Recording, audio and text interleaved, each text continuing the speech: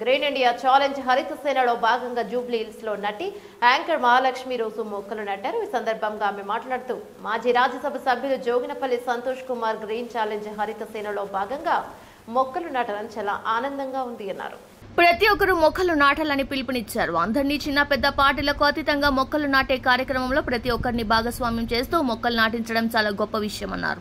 7 సంవత్సరాల నుండి నిరంతరం మొక్కలు నాటే కార్యక్రమం ఒక యజ్ఞంలా తీసుకుని గ్రీనరీ పెంచే దిశగా పనిచేస్తున్న మాజీ రాజ్యసభ సభ్యులు జోగినపల్లి సంతోష్ కుమార్ కి ఆమె కృతజ్ఞతలు తెలిపారు.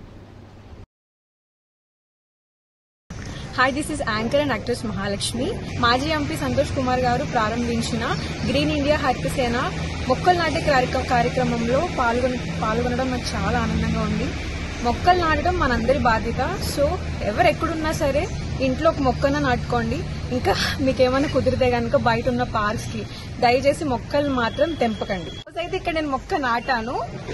నా ద్వారా ఇంకొక 3 ఫ్రెండ్స్ కి చెప్తున్నాను. నా కోసం మీరు కూడా ఒక 3 ఫ్రెండ్స్ మొక్క నాటి నా ఫోటో అయితే సెండ్ చేయండి.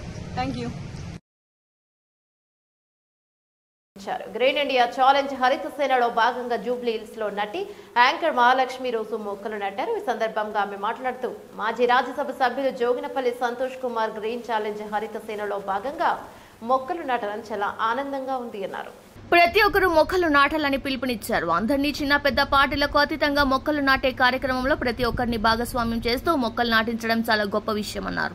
7 సంవత్సరాల నుండి నిరంతరం మొక్కలు నాటే కార్యక్రమం ఒక యజ్ఞంలా తీసుకుని గ్రీనరీ పెంచే దిశగా పనిచేస్తున్న మాజీ రాజ్యసభ సభ్యులు జోగినపల్లి సంతోష్ కుమార్ కి ఆమె కృతజ్ఞతలు తెలిపారు.